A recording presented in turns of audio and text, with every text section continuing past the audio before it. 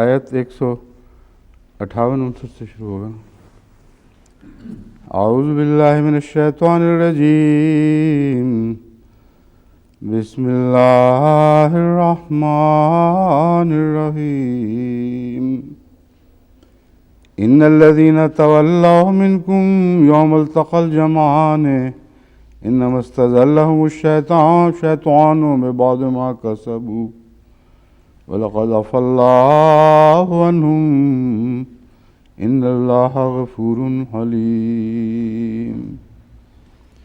يَا أَيُّهَا الَّذِينَ آمَنُوا لَا تَكُونُوا كَالَّذِينَ كَفَرُوا وَقَالُوا لِإِخْوَانِهِمْ إِذَا ضَرَبُوا فِي الْأَرْضِ أَوْ كَانُوا غُزًّى لَّوْ كَانُوا عِندَنَا مَا مَاتُوا وَمَا قُتِلُوا لِيَجْعَلَ اللَّهُ ذَلِكَ حَسْرَةً فِي قُلُوبِهِمْ لِيَجْعَلَ اللَّهُ ذَلِكَ حَسْرَةً فِي قُلُوبِهِمْ وَاللَّهُ يُحْيِي وَيُمِيتُ وَاللَّهُ بِمَا تَعْمَلُونَ بَصِيرٌ. وَلَئِن قُتِلْتُمْ فِي سَبِيلِ اللَّهِ أَوْ مُتُّمْ لَمَغْفِرَةٌ مِّنَ اللَّهِ وَرَحْمَةٌ خَيْرٌ مِّمَّا يَجْمَعُونَ. وَلَئِن مُّتُّمْ وَقُتِلْتُمْ لَإِلَى اللَّهِ تُحْشَرُونَ. فَبِمَا رَحْمَةٍ مِّنَ اللَّهِ لِنتَ لَهُمْ وَلَوْ كُنْتَ فَظًّا غَلِيظَ الْقَلْبِ لَانفَضُّوا مِنْ حَوْلِكَ فَاعْفُ عَنْهُمْ وَاسْتَغْفِرْ لَهُمْ وَشَاوِرْهُمْ فِي الْأَمْرِ فَإِذَا عَزَمْتَ فَتَوَكَّلْ عَلَى اللَّهِ إِنَّ اللَّهَ يُحِبُّ الْمُتَوَكِّلِينَ. دیکھیں نشان آپ نے غلط جگہ لگایا ہوا ہے. یہ ساری آیتیں تو پہلے ہو چکی ہیں.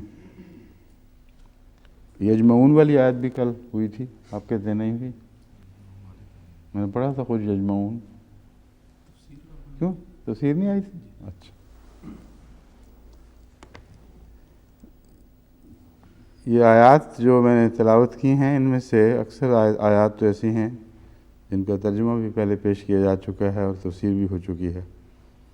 مجھے بتایا گیا ہے کہ آج آیت 158 پر پہلے گفتگو ہوگی، پھر بعد میں 160 پر. وَلَئِن قُتِلْتُمْ فِي سَبِيلِ اللَّهِ أَوْ مُتُّمْ لَمَغْفِرَةٌ مِّنَ اللَّهِ وَرَحْمَةٌ خَيْرٌ مِّمَّا يَجْمَعُونَ.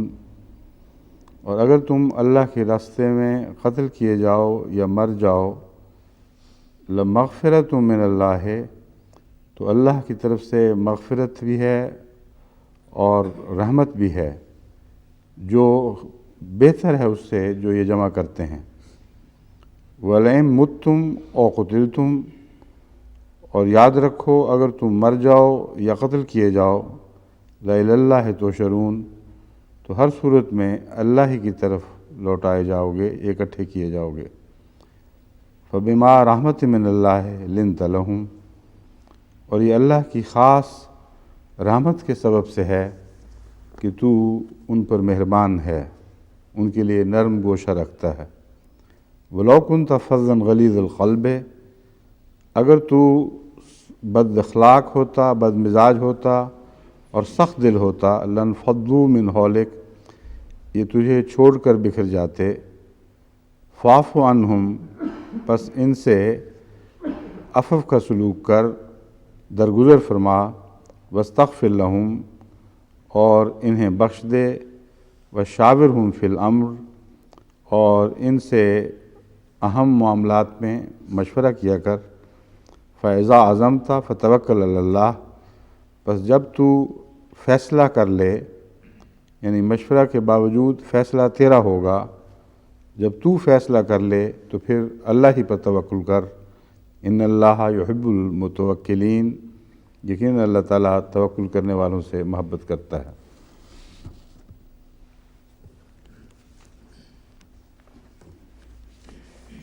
اس آج کی گفتگو سے پہلے ایک مجھے حوالہ دیا گیا ہے۔ کل میں نے ذکر کیا تھا کہ حسرت کا معنی جس پر میرا دل اٹکا ہے اور میرے ذہن میں نہیں آیا، مجھے نہیں علم کہ باقی مفسرین میں سے کسی نے یہ بات کی ہے، وہ یہ ہے کہ یہ لوگ جتنا چاہیں زور لگائیں، مومنوں کے دل پھیرنے کی کوشش کریں، ان کو اللہ اور رسول سے بدظن کرنے کی کوشش کریں، مگر ہر صورت میں ناکام رہیں گے، اور ہمیشہ یہ حسرت ان کے دل میں رہے گی کہ کاش کوئی تو ہماری بات مانتا، کوئی تو ایسا ہوتا جس کا ایمان ہماری باتیں سن کر کمزور ہو جاتا۔ اس پر مجھے عبد المومن صاحب نے تفسیر کبیر رازی کا یہ حوالہ پیش کیا ہے کہ حضرت امام رازی کا بھی یہی خیال ہے کہ حسرت کا اصل معنی یہی ہے کہ یہ لوگ اپنے ناپاک ارادوں میں ناکام رہیں گے اور ہمیشہ اس بات کی حسرت ان کے دل میں رہے گی۔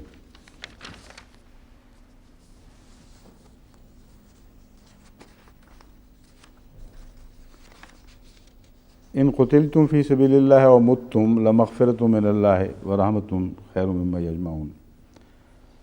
اگر تم اللہ کی راہ میں قتل کیے جاتے ہو یا مر جاؤ، لمغفرۃ من اللہ ورحمۃ خیر مما یجمعون، تو اللہ کی طرف سے مغفرت اور اس کی رحمت اس سے بہتر ہے جو وہ جمع کرتے ہیں۔ اس سلسلے میں جو لفظی بحثیں ہیں ان کی یہاں ضرورت نہیں ہے، کیونکہ وہ ساری پہلے گزر چکی ہیں اور بارہا گزر چکی ہیں۔ لفظ قتل کے متعلق کل بھی گفتگو ہو چکی ہے، اور صرف جو قابل توجہ امر ہے بعض مفسرین نے اٹھایا ہے وہ یہ ہے کہ یہاں قتلتم پہلے رکھا ہے اور متتم بعد میں رکھا ہے۔ لمغفرۃ من اللہ ورحمۃ خیر مما یجمعون، اس میں قتل کو پہلے کیوں کیا گیا ہے اور موت کو بعد میں کیوں رکھا گیا ہے؟ مفسرین کا خیال ہے کہ خدا کی راہ میں شہید ہونا چونکہ زیادہ بڑا مرتبہ ہے، اور مرتبے کی فضیلت کے اعتبار سے قتل کو پہلے کر لیا گیا ہے اور موت کو بعد میں رکھا گیا ہے۔ میرے خیال میں یہ درست یہ بات یہ بھی پیش نظر ہو سکتا ہے، لیکن اصل وجہ اور ہے، وہ یہ ہے کہ جنگ میں طبی موت مرنا تو ایک بہت بعید کی بات ہے، اور شہادت بدرجہ اولیٰ میسر آتی ہے۔ اس لیے جو اہمیت ہے وہ واقعاتی اہمیت ہے کہ جب خدا کی راہ میں جہاد کے لیے نکلے ہو تو ظاہر ہے کہ قتل کے لیے تیار ہو کے جا رہے ہو، اس لیے موت کا کوئی سوال نہیں ہے بظاہر، لیکن پھر موت کا ذکر کیوں کر دیا؟ اس لیے کہ اس سے پہلے ضربتم فی الارض میں دونوں صورتیں پیش فرمائی جا چکی ہیں، اور پچھلی آیت میں خدا تعالیٰ فرماتا ہے جب تم خدا کی راہ میں نکلتے ہو سفر کر، اور متتم کا الزام کہ اس غلطی کی وجہ سے تم نے موت قبول کی کہ رسول اللہ کے ساتھ سفر پر نکلے، یہ دشمنوں نے لگایا تھا، جس کا مطلب یہ ہے کہ بعض سفر میں شامل لوگ لڑائی کے بغیر بھی سفر کی مشقتوں کی برداشت نہ لا کر، مشقتوں سے مغلوب ہو کر وہ دم توڑتے رہے، اور بڑے بڑے سخت حالات مسلمانوں پہ ان سفروں میں پیش آئے ہیں۔ بس اسی پہلو سے ان کا بھی مرتبہ دراصل شہید ہی کا ہے، اور ان شہداء کے بعد جن کو قتل کے ذریعے شہید کیا گیا، ان شہداء کا ذکر فرمایا گیا ہے جو اللہ کی خاطر سفر میں کسی وجہ سے مارے گئے۔ یہی وجہ ہے کہ ہم ان مربیان اور واقفین زندگی کو بھی ایک قسم کا شہید شمار کرتے ہیں جو قتل نہ بھی کیے گئے ہوں، مگر اللہ کی راہ میں جب اس کی خاطر جہاد کے لیے دوسرے ملکوں میں گئے ہوں، لمبے سفر پر گئے ہوں، وہاں موت آ جائے تو اسی آیت سے استنباط کرتے ہوئے ان کو بھی ایک گنا شہادت کا درجہ دیا جاتا ہے۔ اصل درجہ تو اللہ نے دینا ہے، مگر ہم یہ امید رکھتے ہیں کہ انہیں بھی اللہ تعالیٰ ان شہداء میں شمار فرمائے گا جن کا ذکر اس آیت کریمہ میں ملتا ہے، وَلَئِن قُتِلْتُمْ فِي سَبِيلِ اللَّهِ أَوْ مُتُّمْ لَمَغْفِرَةٌ مِّنَ اللَّهِ وَرَحْمَةٌ خَيْرٌ مِّمَّا يَجْمَعُونَ۔ اللہ کی طرف سے مغفرت اور رحمت اس سے بہتر ہے جو وہ جمع کرتے ہیں۔ یہاں مفسرین اکثر جمع کی بحث میں کی طرف زیادہ توجہ کر رہے ہیں، اور یہ بھی بحث اٹھائی گئی ہے کہ مغفرت کو پہلے رکھا گیا ہے، رحمت کو بعد میں رکھا گیا ہے، ان کا کیا جوڑ ہے، کس معاملے میں مغفرت ہے، کس بارے میں رحمت ہے۔ تو یہ جو بحثیں ہیں ان کو تفاسیر کے حوالے سے میں آپ کے سامنے رکھتا ہوں۔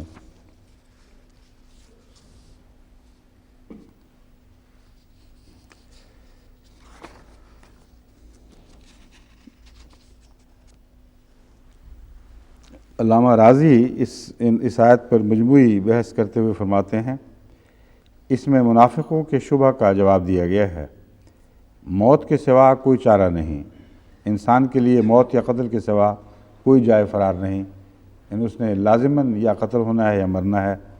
جب یہ موت یا قتل اللہ کی راہ میں میسر آ جائے تو اس سے بہتر ہے کہ اسے دنیا کی لذات طلب کرتے ہوئے حاصل کیا جائے۔ بس وہ موت بھی شہادت ہی ہے، کیونکہ خدا کی راہ میں میسر آئی۔ یہ وہ لذات ہیں جن کا اس دنیا کے بعد کوئی فائدہ نہیں۔ اس جواب میں قوت ہے، یہی وجہ ہے کہ جب انسان جہاد کی طرف توجہ کرتا ہے تو اس کا دل دنیا سے اعراض کرنے والا اور آخرت کی طرف مائل ہوتا ہے۔ جب مارا جاتا ہے تو گویا اس نے دشمن سے چھٹکارا حاصل کر لیا اور اسے محبوب کا وصال میسر آیا، اور وہ دوسرا شخص جب گھر میں بیٹھا ہے اسے مرنے کا خوف اور دنیا کی طلب فکر مند کیے ہوئے ہیں۔ جب وہ مر جاتا ہے تو گویا وہ اپنے معشوق سے دور کر دیا جاتا ہے، ان دنیا اور دنیا کی لذتیں گوشہ گمنامی میں ڈال دیا جاتا ہے۔ اب کچھ شک نہیں کہ پہلا شخص سعادت میں کامل اور دوسرا شخص شقاوت میں یعنی بدبختی میں کامل ہے۔ نافع حمزہ کسائی نے متم کو میم کی کسرہ کے ساتھ بھی پڑھا ہے، یعنی متم، اور دوسروں نے میم کی ضمہ سے بھی۔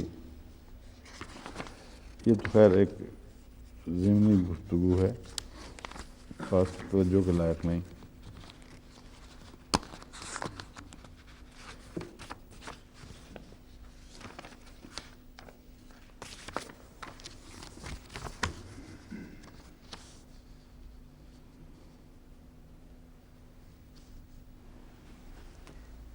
لمغفرتن، ابن عطیہ نے کہا ہے کہ لمغفرتن کے لفظ سے اشارہ ہے موت یا قتل کی طرف۔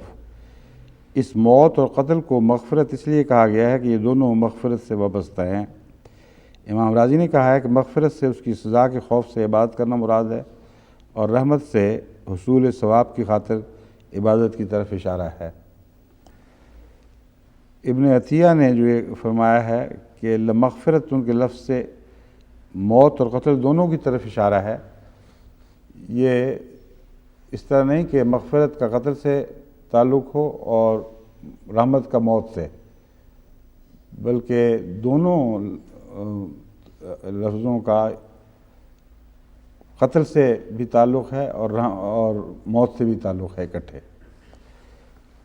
اور مغفرت کا قتل اور موت سے جو تعلق ہے وہ پوری وضاحت نہیں کی، لیکن بات یہ وہ بیان فرما رہے ہیں کہ جب انسان قتل ہو یا مرے تو سب سے پہلا سوال اس کے لیے مغفرت کا اٹھتا ہے۔ اگر مغفرت ہی نہ ہو تو پھر رحمت کا کیا سوال ہے؟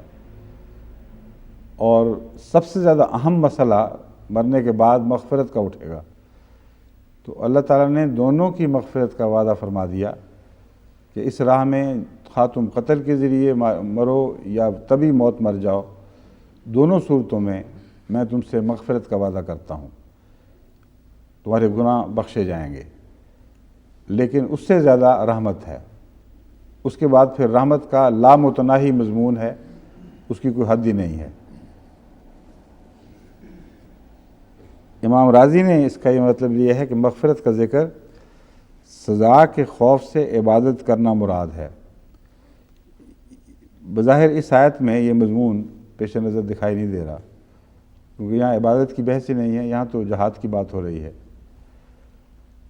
وہ کہتے ہیں دو ہی قسم کے لوگ ہیں، ایک وہ جو عبادت مغفرت کے خوف سے کرتے ہیں، ان کی جزا مغفرت ہے، اور کچھ وہ ہیں جو رضائے الہی کے حصول کے لیے عبادت کرتے ہیں، ان کی جزا رحمت ہے۔ یہ اپنی جگہ مضمون اچھا ہے، مگر یہ دراصل امام راضی نہیں ہے یہاں، یہ تو میں ابھی حیران تھا امام راضی، مگر منسوب امام راضی کی طرف کیا گیا ہے۔ تفسیر بحر المحیط ابی الحیان اندلسی کا حوالہ ہے۔ بہرحال کہیں کسی تفسیر سے لیا گیا ہو، انہوں نے امام راضی کی طرف منسوب کیا ہے۔ یہ سمجھ نہیں آئی کہ پھر امام راضی کی اپنی تفسیر میں کیوں اس کا ذکر نہیں۔ یہ حوالہ نکالنے والے نے کچھ کہیں کوئی کوتاہی کی ہے۔ ہمارے پاس ہے امام راضی، ہم آج بھی دیکھ رہے تھے، تو چیک کریں اس کو دوبارہ اس آیت کے متعلق۔ تفسیر القاسمی میں لکھا ہے پہلی آیت میں قتل کا موت کو مقدم رکھا کیونکہ یہ زیادہ ثواب والا اور اللہ کے نزدیک زیادہ عظیم مرتبہ رکھتا ہے، اور مغفرت اور رحمت کا اس پر زیادہ انحصار ہے۔ دوسری آیت میں موت کو مقدم کیا کیونکہ یہ کثرت سے ہوتی ہے۔ اس آیت میں اللہ تعالیٰ نے نصیحت فرمائی ہے کہ حکم الہی اور جنگ سے تم مت فرار ہو، بلکہ اس کی پکڑ اور اس کے دردناک عذاب سے فرار اختیار کرو۔ اب ان باتوں سے متعلق جو ابھی آپ کے سامنے رکھی گئی ہیں، قابل توجہ بات یہ ہے کہ قتل کا ذکر پہلے اور موت کا بعد میں، یہ تو میں پہلے بیان کر چکا ہوں۔ مغفرت کا تعلق قتل سے ہے اور رحمت کا تعلق بھی قتل سے ہے، اسی طرح موت سے بھی ان دونوں کا تعلق ہے، یہ بات بھی کھل گئی۔ لیکن دوسری آیت میں وَلَئِن مُتُّمْ وَقُتِلْتُم میں موت کو پہلے کیوں کر دیا اور قتل کو بعد میں کیوں کر دیا؟ اس لیے کہ پہلی آیت خاص ہے شہداء کے لیے، اللہ کی خاطر جہاد میں شرکت کی غرض سے سفر کرنے والے یا جہاد میں شرکت کے نتیجے میں شہید ہو جانے والوں کا ذکر ہے۔ وَلَئِن قُتِلْتُم فِي سَبِيلِ اللَّهِ، اور دوسری آیت میں سبیل اللہ کا ذکر نہیں ہے، وہ عام ہے، اور عام حالات میں موت کا وارد ہونا ایک طبعی امر ہے جو غیر معمولی طور پر زیادہ لوگوں پر چسپاں ہوتی ہے، اور قتل شاذ ہوتا ہے۔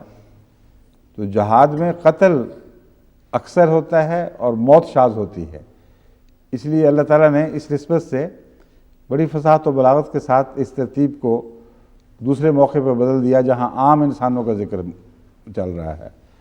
فرمایا وَلَئِن مُتُّمْ وَقُتِلْتُم، یہاں سب انسان بحیثیت انسان مخاطب ہیں، وہ جو موت سے ڈرتے اور ڈراتے تھے ان کو کہا جا رہا ہے کہ خواہ کسی طرح بھی تم مرو، قتل ہو یا مارے جاؤ، یہ یاد رکھنا کہ پہنچو گے وہیں جہاں تم نے بالآخر پہنچنا ہے، اور اللہ ہی کے حضور سب اکٹھے کیے جاؤ گے۔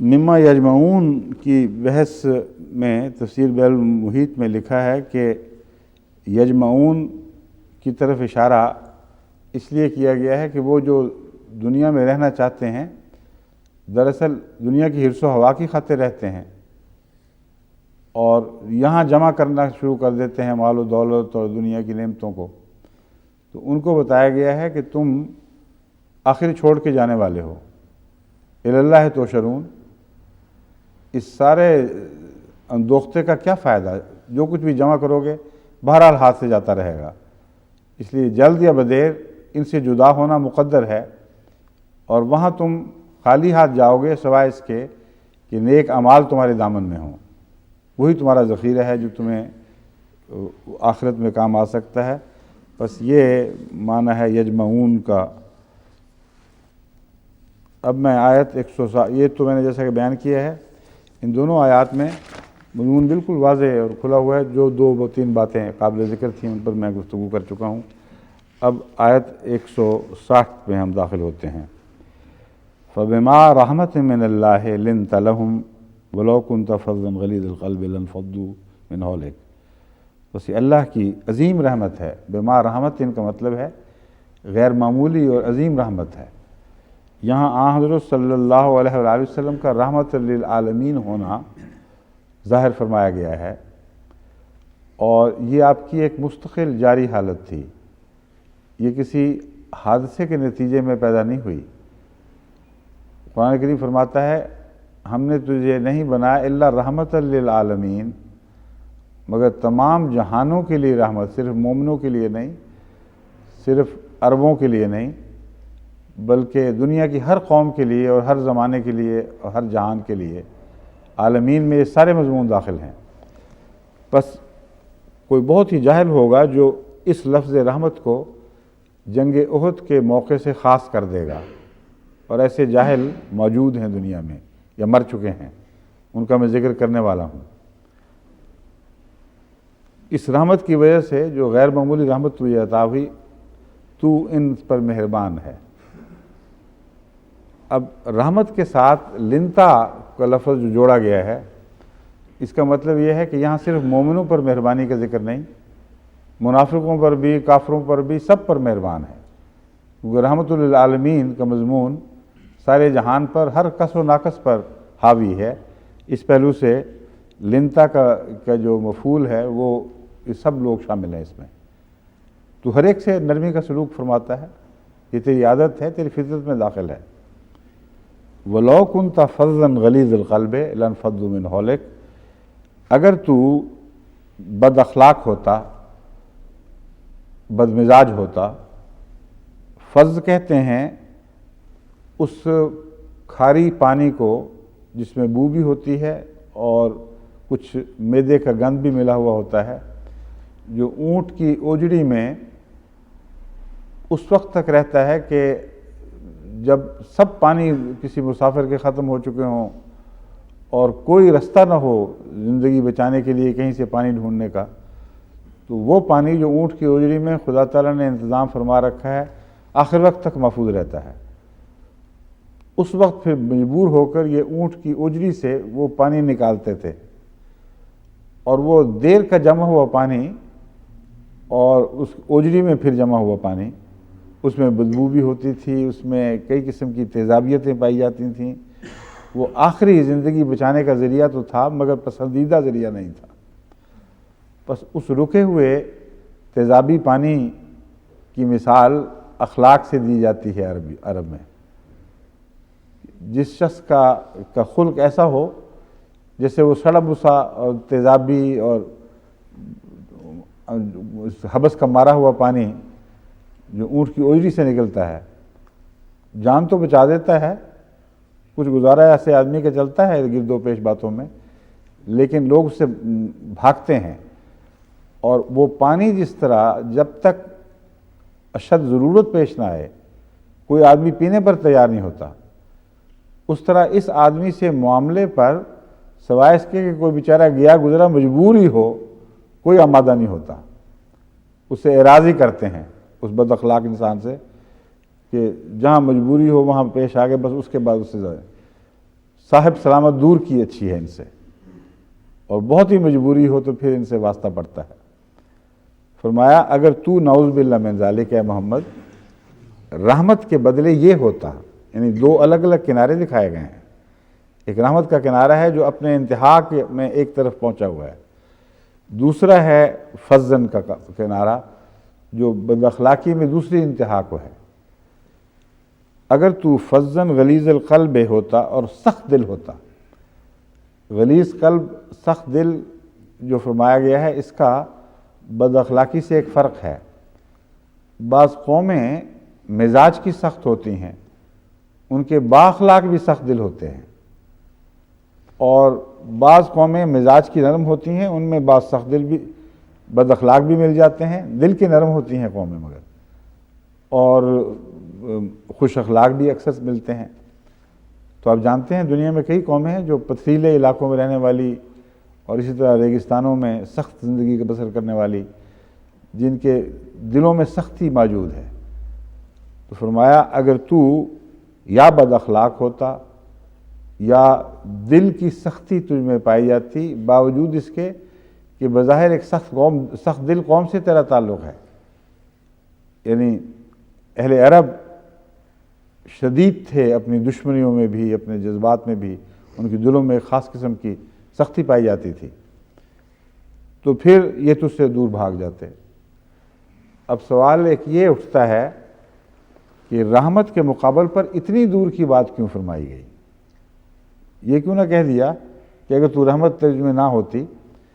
بات یہ ہے کہ آن حضرت صلی اللہ علیہ وآلہ وسلم کے ساتھ تعلق کی وجہ محض اخلاق نہیں تھی، بلکہ آپ میں دوسری خوبیاں، انسانی خوبیاں اور علمی خوبیاں اور تقویٰ کی دوسری خوبیاں اتنی زیادہ اور کثرت سے پائی جاتی تھیں کہ کوئی اتنا ہی بد اخلاق ہوتا تو لوگ اس سے بھاگتے، ورنہ نہیں بھاگ سکتے تھے. یعنی حضرت محمد رسول اللہ صلی اللہ علیہ وآلہ وسلم میں جو جاذبیت پائی جاتی تھی ہر طرف سے، وہ اتنی شدید تھی کہ کسی کے بھاگنے کا سوال ہی نہیں تھا. فرمایا ایک ہی صورت بھاگنے کی ہو سکتی تھی کہ تو اخلاق میں اتنا سخت ہوتا اور کہ لوگ جس عام آدمی سے متنفر ہو کر دور ہٹ جاتے ہیں، اور پھر دل بھی تیرا سخت ہوتا، تب جا کر کہیں یہ بیچارے تجھ سے الگ ہوتے. مگر اس کے برعکس تو رحمت میں مجسم ہے، ہر عالم کل عالم کے لیے رحمت ہے اور ہمیشہ ان پر جھکا رہتا ہے، اس لیے تجھ سے بھاگ کیسا سکتے ہیں؟ یہ مضمون بعض بدبختوں نے بالکل اور طرح سمجھا ہے، میں اس کا ذکر بعد میں کروں گا. مگر پہلے حضرت اقدس محمد رسول اللہ کی شان کا اظہار آپ پر کرنے کے لیے کہ کتنی عظیم شان یہاں بیان ہو رہی ہے، یہ سمجھانا چاہتا ہوں کہ موقع ہے ان لوگوں کا ذکر کا جو آپ کو چھوڑ کر چلے گئے تھے. کیسے ہوا یہ واقعہ؟ یہ بتانا مقصود ہے کہ کوئی شدید مجبوری پیش آئی ہے، کوئی بے اختیاری کی صورت تھی، ورنہ تو یہ چھوڑ کر بھاگ کہاں سکتے ہیں؟ یہ تو مجسم رحمت، تو مجسم خلق، تجھ میں ادنا اخلاق کا شائبہ بھی نہیں پایا جاتا اور دل کا ہمیشہ سے نرم ہے. تو تجھ جیسے انسان کو چھوڑنا کوئی آسان بات نہیں ہے، ان کی بے اختیاری کا نقشہ ہے جو کھینچا جا رہا ہے. فاعف عنہم واستغفر لہم، اس کے بعد طبعاً یہ نتیجہ نکلتا ہے کہ پس ان سے رحم بخشش کا سلوک فرما. کوئی بہت بڑی بدبختی نہیں کی گئی، حالات ایسے پیش آ گئے تھے کہ مجبوراً بیچاروں کے پاؤں اکھڑے ہیں، اور ریلوں میں ایسا ہو جایا کرتا ہے بعض دفعہ. تجھ سے بے رغبتی کا کوئی سوال نہیں تھا، تیری ناقدری کا کوئی سوال نہیں تھا. اگر یہ ہوتا تو اس تمہید کے بعد یہ آ ہی نہیں سکتا تھا فاعف عنہم واستغفر لہم.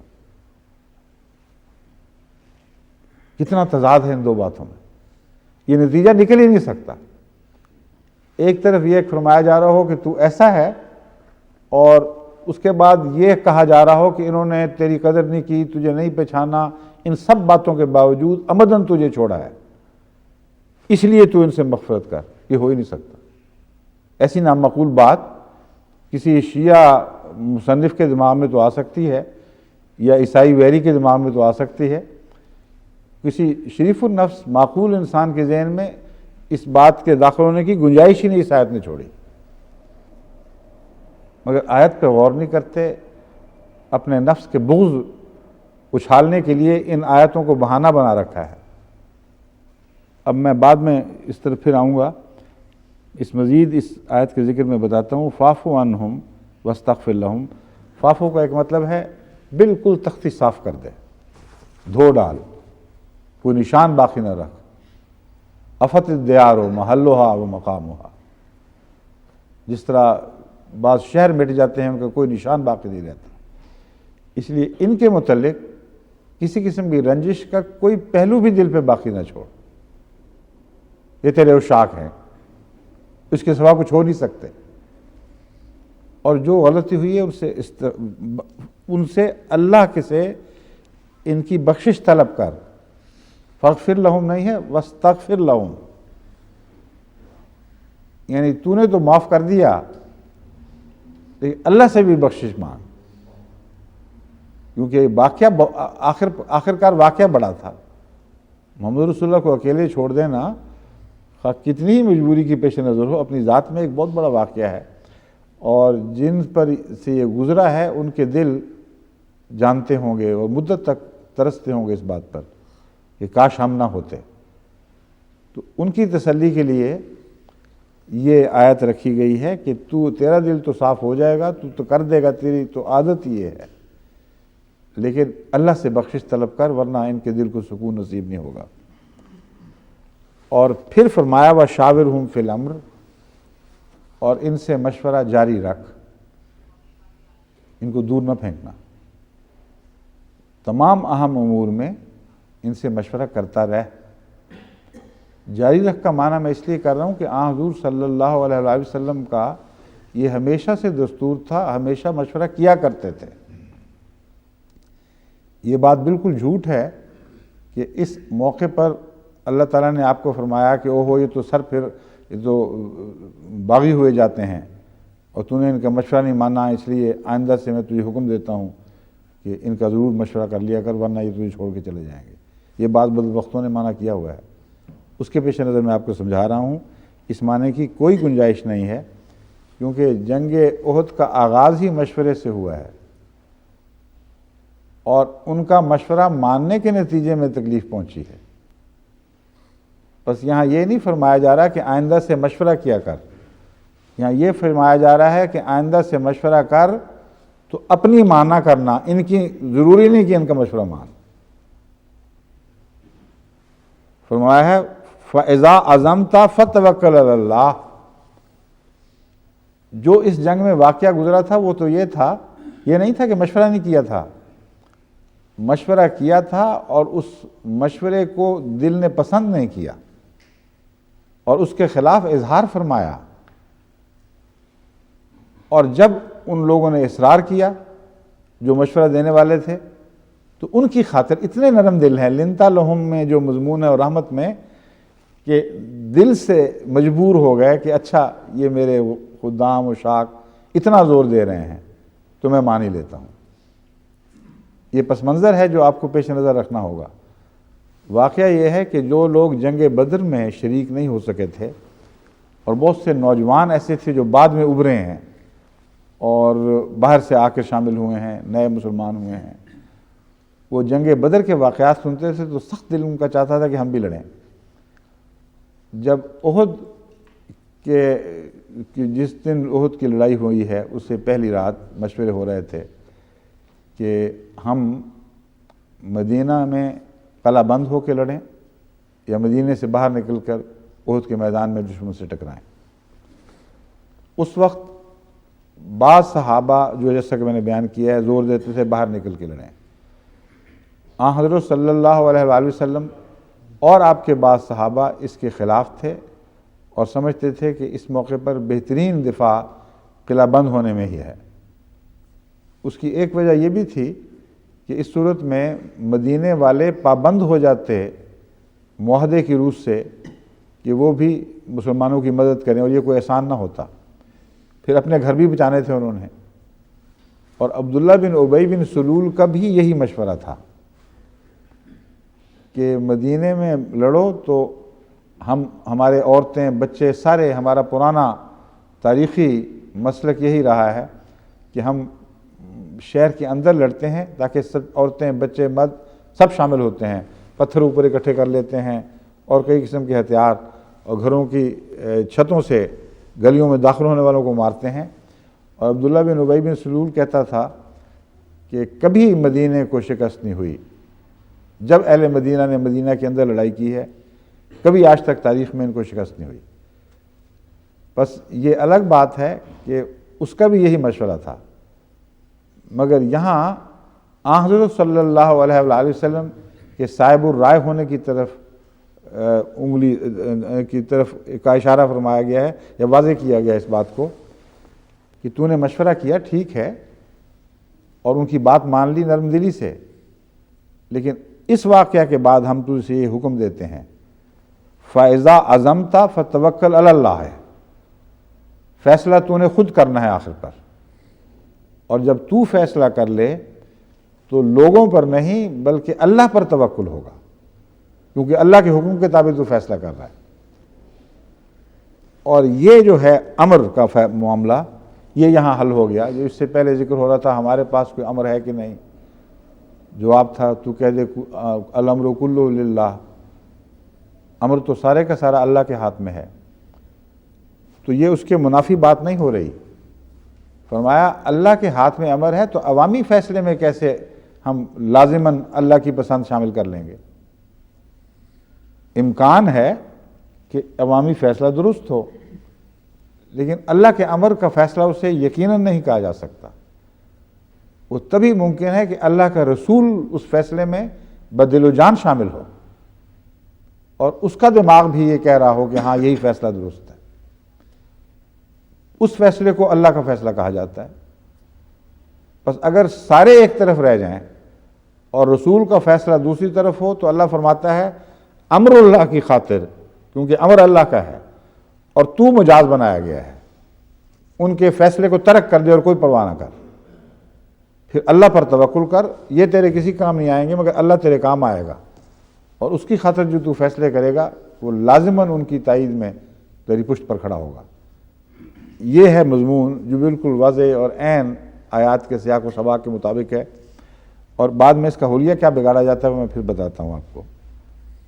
ان اللہ یحب المتوکلین، اللہ تعالیٰ توکل کرنے والوں سے محبت کرتا ہے۔ یعنی صرف ایک معاہدے کی بات نہیں ہے، اقرار کی بات نہیں ہے۔ یہاں حضرت صلی اللہ علیہ وآلہ وسلم کو چونکہ توکل کا حکم دیا گیا ہے، اس لیے محبت کا مضمون بطور خاص اول طور پر ان کے حق میں صادق آتا ہے۔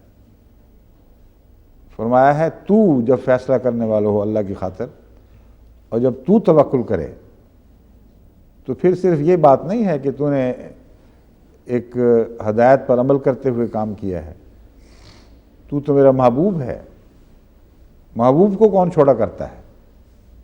اس لیے صرف توکل کی بحث نہیں ہے، اللہ توکل کرنے والوں سے محبت کرتا ہے، خاص طور پر توکل کرنے والوں کے سردار سے محبت کرتا ہے، کیونکہ یہاں پہلے واحد کا صیغہ استعمال ہوا ہے، توکلوا نہیں فرمایا گیا۔ اس لیے اگرچہ جماعت کا ذکر ہے مگر اول طور پر متوکل وہ مراد ہے جس کو یہ فرمایا گیا فَإِذَا عَزَمْتَ فَتَوَكَّلْ عَلَى اللَّهِ، اے محمد تو جب یہ فیصلہ کرے، کوئی مشورہ سن لے، درست ہے، فیصلہ تیرا ہوگا، جب تو فیصلہ کر لے تو تو اللہ پر توکل کر۔ اس لیے متوکلین کی محبت میں سر فہرست وہ وجود ہے جس کو واحد کے صیغہ میں توکل کی تعلیم دی جا رہی ہے۔ اب ہم اس آیت کی تفصیل میں داخل ہوتے ہیں۔ وقت کے لحاظ سے آج بھی کچھ منٹ زیادہ رکھے گئے ہیں یا اتنا ہی ہے جتنا 1.5 گھنٹے کا روز ہوتا ہے؟ 15 منٹ زائد ہے نا، تو تھوڑے چند منٹ جو لیٹ آئے تھے اس کی قسم نکل جائے گی انشاءاللہ۔ ہاں، لن تھا اقرب الموارد المنجد سے، اس کی جو لغاتی بحث ہے وہ یہ ہے لان لہو و لاتفہ یقالو لائن اصحابک ولا تخاشنہم، کہ تو نرم گوشہ رکھ اپنے دل میں کسی کے لیے، اپنے ساتھیوں کے لیے۔ بس لانا کا مفہوم مختلف طریق پر انہوں نے چھیڑا ہے، سب کا میں قدر مشترک وہی ہے کہ کسی سے نرمی کا سلوک کرنا، ملاطفت کا سلوک کرنا، نرم دلی سے پیش آنا۔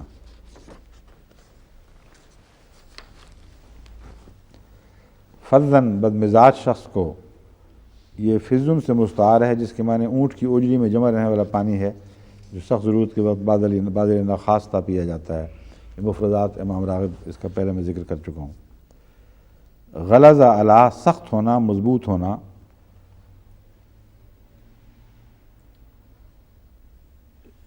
یا ایھا الذین جاہد الکفار والمنافقین واغلظ علیہم، توبہ آیت 73 میں اس کی مثال ہے۔ غلیظ القلب کا مطلب ہے سخت دل، شقی القلب۔ غلظہ سختی کو کہتے ہیں. استغلظہ جب پودا مضبوط ہو جائے اس وقت لفظ استغلظہ استعمال ہوتا ہے. باقی سب یہی معنی ہیں. ایک لفظ تھا فض جو زوئے کے ساتھ ہے، جس کی پہلے بحث گزر چکی ہے. لن فضو من حولک دوات کے ساتھ ہے، اس لیے جب ہم اس کو الفض کہیں گے تو دال سے نہیں ہے، دوات سے ہے. اور بعض لوگ اس کو زوئے کی طرح ہی پڑھتے ہیں، اس لیے میں فرق بتانا چاہتا ہوں. خوب پہلے ہے فبما رحمت من اللہ لنت لہم ولو کنت فظا غلیظ القلب. زوئے کو جب ادا کیا جاتا ہے تو زبان تھوڑی سی دانتوں سے آگے نکلتی ہے، اور اس طرح زوئے کی آواز صحیح مخرج سے ادا ہوتی ہے. اور ضاد میں زبان ذرا سا بل کھا کر بائیں طرف ہٹتی ہے، اور دال اور زال کے درمیان کی آواز نکلتی ہے، ضاد جس طرح یہ کہا جاتا ہے. اس پر پوری طرح مجھے عبور نہیں ہے، اس لیے عرب جب یہ سنیں تو میں ان سے معافی چاہتا ہوں، مگر قریب ترین جو میں آواز نکال سکتا ہوں وہ یہ ہے آپ کو سمجھانے کے لیے.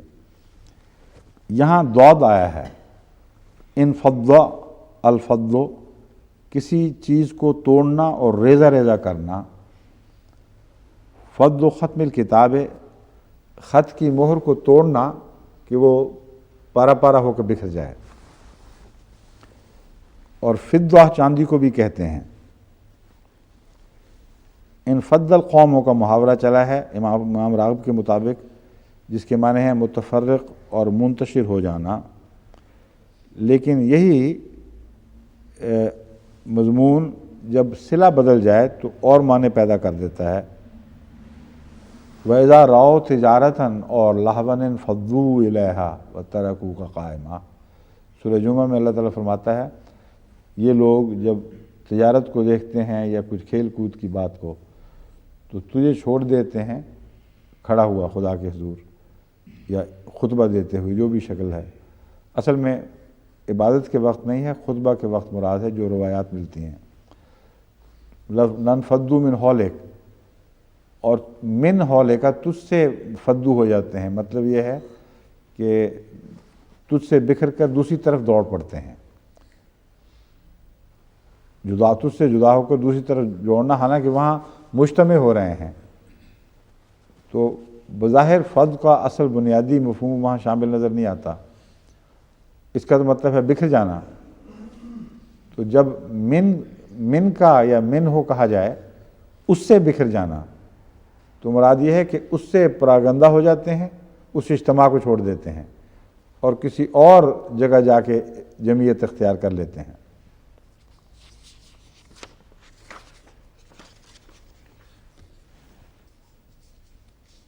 شاور کا جو بنیادی لفظ ہے وہ ہے شہد نچوڑنا. شاورہم فی الامر. شاور کا لفظ چھتے سے شہد کو نکالنا اور پھر شہد کو صاف کر کے اس سے موم وغیرہ کو جدا کر کے خالص کر دینا ہے. یہ بہت ہی پیارا اور عجیب معنی رکھنے والا لفظ ہے، جس کا استعمال قرآن کریم نے اس کے معنی کی تہ تک اتر کر کیا ہے.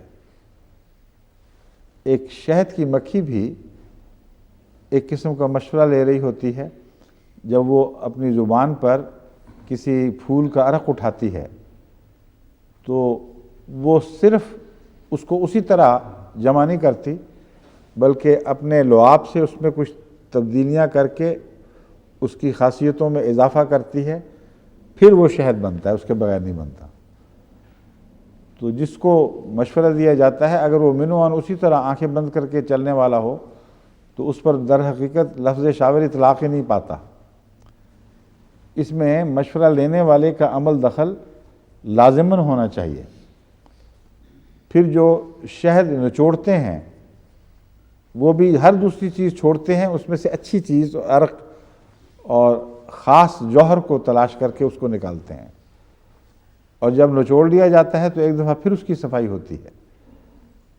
تو مشورہ کا مطلب ہے کسی سے کچھ اس کی رائے معلوم کرنا لیکن من و عن قبول نہ کرنا، اس کو اپنی عقل کے ساتھ پرکھنا اور اس کے بہترین حصے کو قبول کر لینا، اور پھر اس کے بعد اس کی جگالی کرتے رہنا، اور آخر پر جب وہ تیار ہو جائے تو پھر بھی اس کی صفائی کی طرف توجہ دینا، اور ایسی صورت میں اس کو استعمال کرنا کہ اس میں غیر کی ملونی باقی نہ رہے۔ اس مضمون میں جو شہد اکٹھا کرنے والا ہے، خواہ وہ پھولوں سے لینے والا ہو پہلے یا بعد میں بنے ہوئے شہد کو اپنے لیے اختیار کرنے والا ہو، وہ اصل میں سب سے اہم کردار ادا کر رہا ہے۔ تو شاورہم فی الامر میں حضرت محمد رسول اللہ صلی اللہ علیہ وآلہ وسلم کو یہ بتایا گیا ہے ان آخری معنوں میں، اس لیے میں کہہ رہا ہوں کہ یہ وہ معنی ہیں جو اپنے انتہا تک اطلاق پا رہے ہیں کہ صحابہ کی رائے ہر طرف سے تجربے کے بعد اہمیت تو رکھتی ہے، لیکن جب تک تیری رائے شامل نہ ہو تیرے فیصلے میں شفا شامل نہیں ہوگی، جب تک تیرا اختیار بیچ میں شامل نہ ہو جائے اس وقت تک اس مشورے کو وہ اہمیت حاصل نہیں ہو سکتی کہ فیہ شفاء للناس کہا جا سکے، ایک غیر معمولی شان اس میں پیدا ہو جائے۔ بس ہم تجھے کہتے ہیں کہ تو یہ عمل کر، اور ان سب مشوروں کو سننے کے بعد اپنے ذہن میں ان کو دہرا اور غور کر اور پرکھ، اور پھر فیصلہ وہ کر جس پر تیرا دل راضی ہو، اور پھر اس فیصلے پر عمل دلیری سے کر، کوئی پرواہ نہ کر کہ کوئی کیا کہتا ہے، اور یقین رکھ کہ تیرا فیصلہ درست ہوگا کیونکہ اللہ پر توکل کیا ہے تو نے۔ جب اللہ پر توکل کیا جائے تو وہ فیصلہ رائے گاں نہیں جاتا، اور پھر تجھ سے محبت بھی ہے، توکل کے بعد محبت بھی تو ہے۔ اب بتا تجھے کیا خوف ہے، کیوں تو خام خواہ لوگوں کی خاطر، ان کی دلداری کی خاطر بعض امور میں ضرورت سے زیادہ ان کی طرف جھک جاتا ہے۔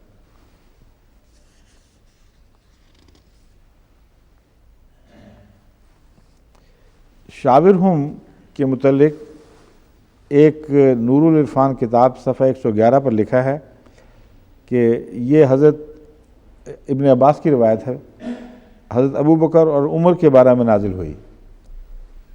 یہ اس طرح ہی ہے جیسے بعض شیعہ روایتیں اپنے متعلق بنائی جاتے ہیں کہ یہ حضرت علی کے متعلق نازل ہوئی، یہ فلاں کے متعلق نازل ہوئی۔ یہ قرآن کو بے وجہ محدود کرنے والی باتیں ہیں، یہ سب اختلافی باتیں ہیں۔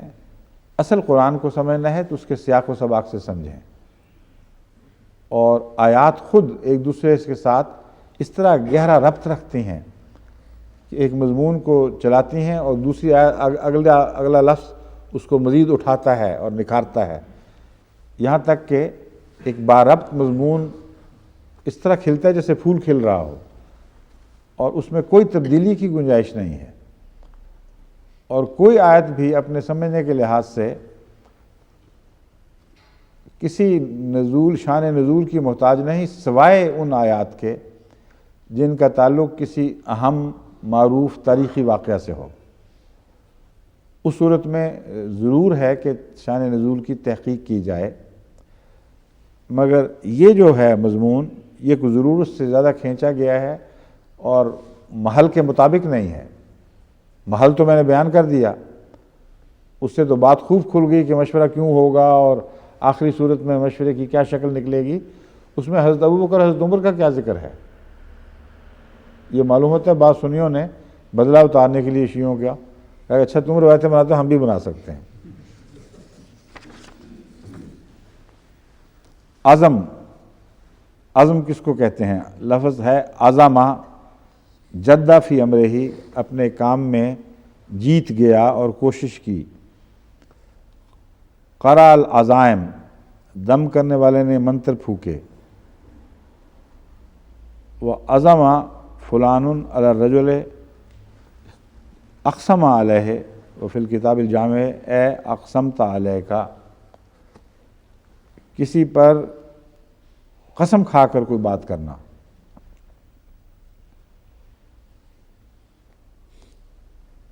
کہ وہ ضرور یہ کام کرے گا۔ فیضا عزم تھا کا اس لغوی معنی سے کیا تعلق ہے، یہ بحث ہے۔ مراد یہ ہے کہ جس طرح قسم کھانے والا اپنے فیصلے کو قوی بتاتا ہے اور یہ ظاہر کرتا ہے کہ میں کسی قیمت پہ اس کو توڑنے والا نہیں ہوں، تو ایسا فیصلہ پھر کر کہ گویا تو قسم کھا بیٹھا ہے اور کسی طرح وہ ٹوٹنے والا نہیں۔ ایک تو فیصلہ رسول کا، اور پھر وہ بھی ایسا جیسے قسم کھا بیٹھا ہو، اس کے کسی ٹوٹنے یا بدلنے کا کوئی سوال ہی پیدا نہیں ہوتا۔ تو بعد میں پھر ویور نہیں کرنا، بعد میں پھر متردد نہیں ہونا، جب فیصلہ کر لے توکل کر اور پھر پوری قوت سے اس فیصلے پر عمل درآمد کرا۔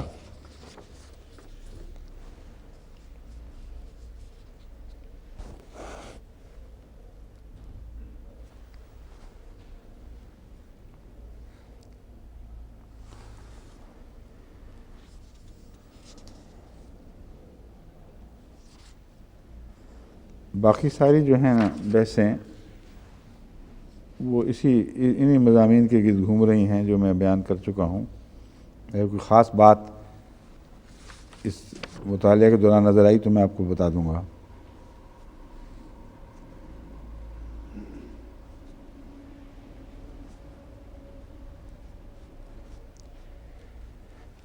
بعض کہتے ہیں کہ شاورہم کی ضرورت کیا ہے؟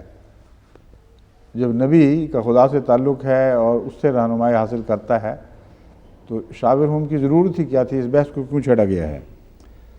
تو اس پر ایک دلچسپ بات امام شافعی نے یہ لکھی ہے۔ ان کے مسلک میں کنواری سے مشورہ لینا اس کی شادی کے متعلق یوں ہی دلداری کی خاطر ہے، اس کی کوئی اہمیت نہیں ہے۔ تو انہوں نے یہ فقہی مسئلہ بھی ساتھ حل کر لیا۔ کہتے ہیں یہاں بھی ویسا ہی معاملہ ہے کہ جس کو پنجابی میں پوچا پاچی کہتے ہیں، اوپر اوپر سے دلداری کے لیے بات کر لے، ویسے مشورہ کوئی نہیں، ضرورت کوئی نہیں ہے، یہ درست نہیں ہے۔ جیسے کہ میں نے بیان کیا، مشورے کا مضمون آپ غور سے دیکھیں تو مراد ہے کہ یہ تیری شہد کی مکھیاں، تیری عاشق، تیری تابع فرمان جگہ جگہ سے اپنے تجربوں سے حکمت کے موتی چنتی ہیں اور جوہر اکٹھی کرتی ہیں، ان سے لے لیا کر، لیکن پرکھا خود کر، اور اچھی طرح جب تیرا دل اطمینان پا جائے اور جب تیری رائے پوری طرح شامل ہو جائے تب یہ قابل قبول بات ہوگی، اور ایک دفعہ ایسا ہو تو پھر توکل کر۔ اس لیے مشورے کا اگر صرف یہ مراد ہو اور کسی کو پتہ ہو کہ کچی میٹھی ہے یہ، تو لوگ تو ویسے ہی بددل ہو جائیں۔ مضمون تو ان کو اکٹھا کرنے کا ہے، وہ تو لوگ بھاگ جائیں کہ یہ اچھا ہے۔ ہم جب چھوٹے ہوتے کھیلا کرتے تھے، کچی میٹھی کا مضمون مجھے یاد آتا ہے۔ بعض بچوں کو چھوٹے ہوتے تھے نا، ان کو کہتے تھے کہ تمہیں ہم کھیل میں شامل نہیں کریں گے۔ وہ جب ضد کرتے تھے تو کہتے تھے اچھا بھی آ جاؤ کچی میٹھی، مطلب اگر ہار بھی گیا تو کوئی بات نہیں، ہاتھ لگ گیا اس کو تب بھی کوئی فرق نہیں پڑتا، مرے نہ مرے ایک ہی برابر ہے۔ تو یہ عجیب مشورہ رسول اللہ صلی اللہ علیہ وسلم کی طرف منسوب ہو ہی نہیں سکتا، اور پھر خدا کہہ رہا ہے کہ کوئی بات نہیں، کچی میٹھی ہیں یہ، ان سے بات کر لے، پرواہ نہ کر۔ مقصد یہ نہیں ہے، صرف پرچانا مراد ہے۔ پرچانے کی کیا ضرورت ہے؟ فرماتا ہے تو اللہ کی رحمت سے ان کی طرف ان پر نرمی کرنے والا، شفقت کرنے والا ہے، یہ تو تیرے عشاق ہیں۔ اور شاور میں بھی شہد کی مکھیوں کا مضمون انسان کے سامنے ابھر آیا ہے، اس لیے یہ سب باتیں یوں ہی چٹکلے ہیں، ان میں کوئی حقیقت نہیں ہے۔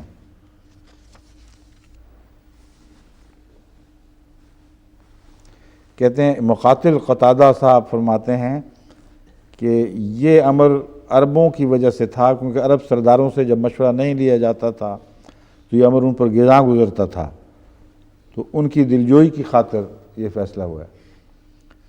تعجب ہے کہ یہ رسول اللہ صلی اللہ علیہ وسلم نے یہ چھوڑا کب تھا؟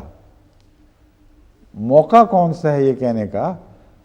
آپ نے تو مشورہ کیا اور بار بار مشورہ کیا اور مشورہ قبول کر لیا، اور اس قبول کرنے میں کچھ ایسے خطرات شامل ہو گئے جن کی پیش بندی آپ نے فرمائی، لیکن بعض لوگوں کی غلطی سے وہ جو اس میدان میں جانے کے خطرے تھے وہ حقیقی بن گئے۔ یعنی اگر وہ درے پر حضرت صلی اللہ علیہ وآلہ وسلم 50 تیر اندازوں کو معمور نہ فرماتے تو باہر نکلنے کا فیصلہ بڑا غلط تھا. پھر وہ خطرے کا مقام تھا، آپ نے اپنی عظیم فراست سے پہچان لیا اور اس خطرے کو بند کر دیا، اس کی راہ بند کر دی. تو جو نقصان پہنچا وہ تو مشورہ مان کر ہوا ہے. اب یہ اللہ تعالیٰ کیسے فرما سکتا ہے کہ پھر بھی مشورہ کر، پوری طرح نہیں، ابھی نعوذ باللہ من ذالک نقصان ہوا، مزید مشورے کر. یہ معنی ہے کہ مشورے کر لیکن مان اپنی، غور کے بعد اچھی بات مل جائے تو بے شک قبول کر، لیکن نرمی اور شفقت اور رحمت کی وجہ سے دلداری کی خاطر ان لوگوں کی بات مان لینا. آئندہ سے تو اس سے پرہیز فرما، یہ کام نہیں پھر کرنا. اختیار آپ سے لے کر دوسروں کو نہیں دیا جا رہا، دوسروں سے لے کر آپ کو دیا جا رہا ہے، جس کا بالکل برعکس مضمون بعض مستشرقین اور بعض دوسرے ظالم سمجھے ہیں.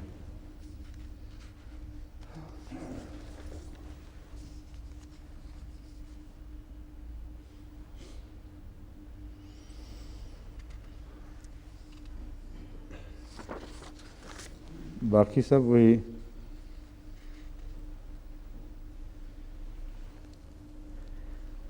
امام راضی کہتے ہیں فظ اور غلیظ القلب میں فرق کیا ہے؟ کہتے ہیں فظ جو ہے وہ بد اخلاقی کو ظاہر کرتا ہے اور غلیظ القلب دل کی ایک مستقل سختی کی حالت کو ظاہر کرتا ہے. یہ میں پہلے ہی گفتگو کر چکا ہوں.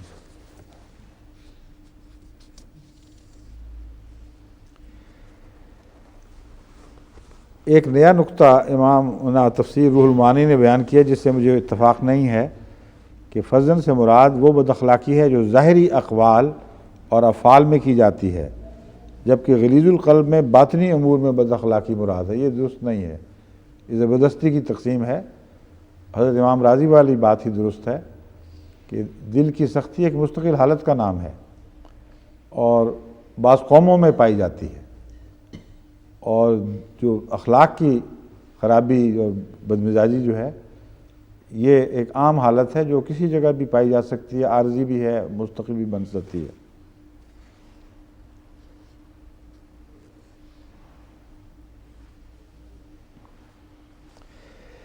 ایک بحر المحیط نے ایک عمدہ معنی یہ پیدا کیا ہے یا معلوم کیا ہے جو موجود تھا.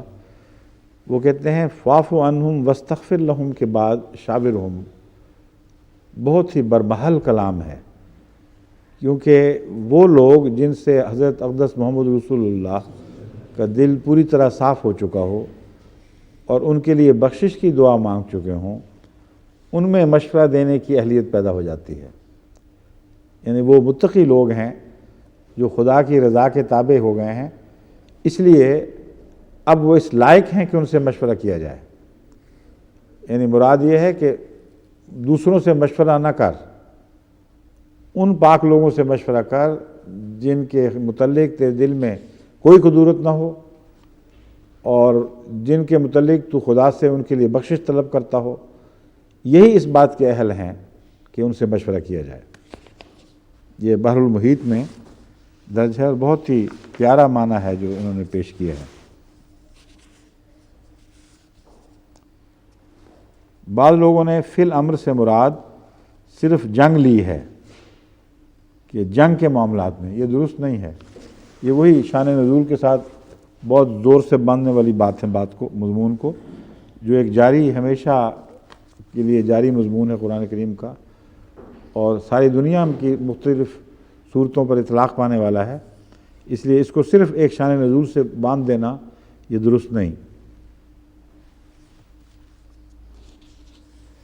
بعض کہتے ہیں کہ یہاں صرف دین کے معاملات میں مشورہ مراد ہے. چنانچہ تفسیر قاسمی محاسن التاویل از محمد جمال الدین قاسمی میں یہ درج ہے کہ دین کے معاملے میں مشورہ اس لیے ہم مراد لے رہے ہیں کہ آپ نے صحابہ کو ایک موقع پر فرمایا انتم عالم بے امور دنیاکم، دنیا کے معاملات میں تم زیادہ جانتے ہو. یہ غالباً اسی واقعے کی طرف اشارہ ہے کہ جب کہ کھجوروں کو جن کی نرسری تیار کی گئی تھی بعض صحابہ ایک جگہ سے اٹھا کر دوسری جگہ منتقل کر رہے تھے جو دستور ہے، تو رسول اکرم صلی اللہ علیہ وسلم نے دیکھا بڑے پیارے پیارے خوبصورت دکھائی دینے والے پودے تھے، ہم نے فرمایا کیا ضرورت ہے یہاں سے کیوں اٹھا کے وہاں بدل رہے ہو؟ اور انہوں نے سمجھا کہ بس اسی میں پھر برکت ہے اور چھوڑ دیا، اور وہ تھوڑی سی جگہ میں وہ اتنے پودے پال ہی نہیں سکتے تھے، اور جب بڑے ہوئے تو قلت ہوا، قلت غذا، قلت آب کی وجہ سے جل گئے۔ تو وہ شکایت لے کر آئے کہ یا رسول اللہ آپ کا فیصلہ تھا اور ہم نے مان لیا اور یہ نتیجہ نکلا۔ تو آپ نے فرمایا کہ میں تو رسول ہوں اللہ کا، دین کے لیے بھیجا گیا ہوں، یہ زراعت کے معاملات تمہارے ہیں، تم بہتر جانتے ہو، مطلب تمہیں کہہ دینا چاہیے تھا کہ یا رسول اللہ یہ بات یوں نہیں ہے، یوں ہے۔ بعض احمدیوں کو بھی میں نے دیکھا ہے اس معاملے میں بعض دفعہ غلوف کر جاتے ہیں، بعض دفعہ کسی بات کے سارے پہلو سامنے نہیں ہوتے، دنیاوی ایک مشورہ مانگ رہے ہوتے ہیں، اور ان کو میں ان حالات کے مطابق مشورہ دے دیتا ہوں، بجائے اس کے کہ مجھے یہ بتائیں بعد میں کہ یہ حالات بدل گئے ہیں یا ان میں یہ وسعت تھی جو ہم نے پیش نہیں کی، وہ اسی پر اٹک کے بیٹھ جاتے ہیں اور بعض دفعہ نقصان پہنچ جاتا ہے۔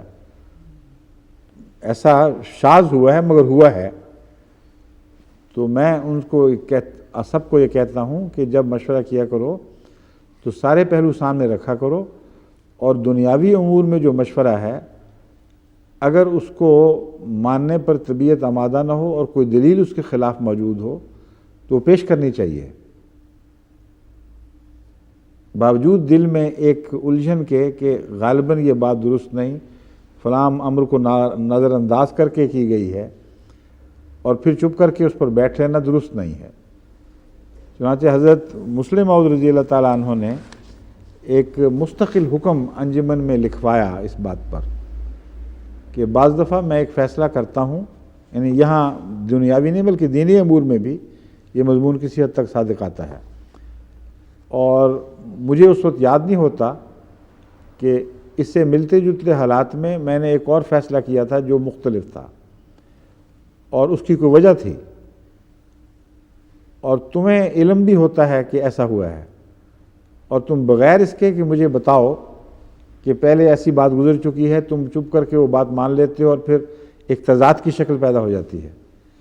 اس لیے میں مستقلاً حکم دیتا ہوں کہ جب بھی میرا کوئی حکم ایسا ہو جس میں تم یہ سمجھو کہ کسی وجہ سے یہ نظر ثانی کا محتاج ہے، تو وہ وجہ پیش کر کے دوبارہ مجھ تک پہنچاؤ، جب تک میں دوبارہ فیصلہ نہ کر دوں اس وقت تک آنکھیں بند کر کے اس پر فوری عمل نہ کرو، سوائے اس کے کہ بعض احکامات میں زیادہ تاخیر سے عمل کرنا جائز نہیں ہوتا۔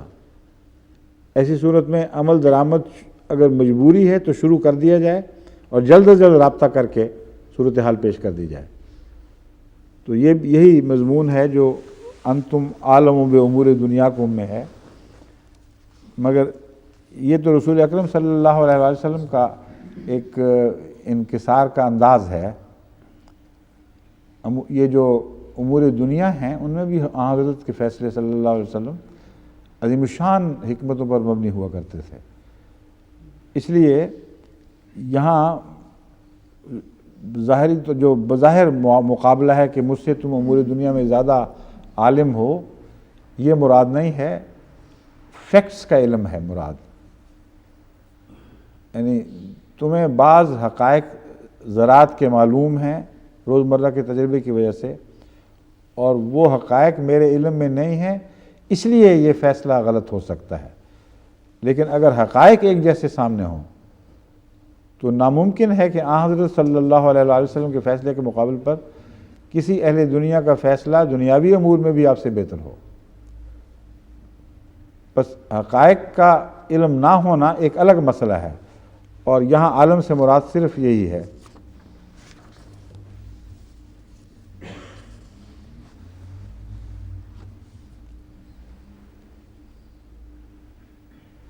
بعض نے کہا ہے کہ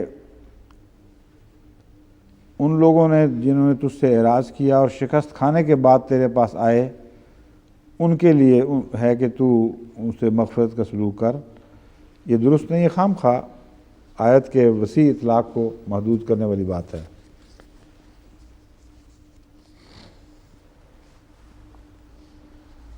محمد جمال الدین قاسمی محاسن تعویل میں وہی بات لکھتے ہیں جو میں بیان کر چکا ہوں کہ نئے طور پر تو مشورے کا کوئی مضمون شروع ہی نہیں ہوا۔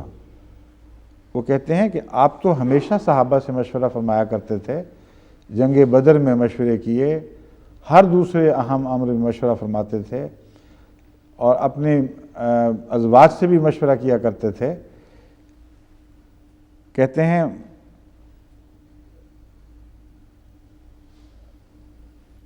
کس موقع پر، بدر کے موقع پر مشورہ کیا، ہاں وہ حوالہ دے رہے ہیں، کہتے ہیں تمہیں یاد نہیں کہ جب بدر کے موقع پر مشورہ کیا تھا تو مقداد بن اسود نے اٹھ کر یہ کہا تھا کہ اے رسول اللہ، ہم وہ لوگ نہیں ہیں جیسے موسیٰ کی قوم کے لوگ تھے۔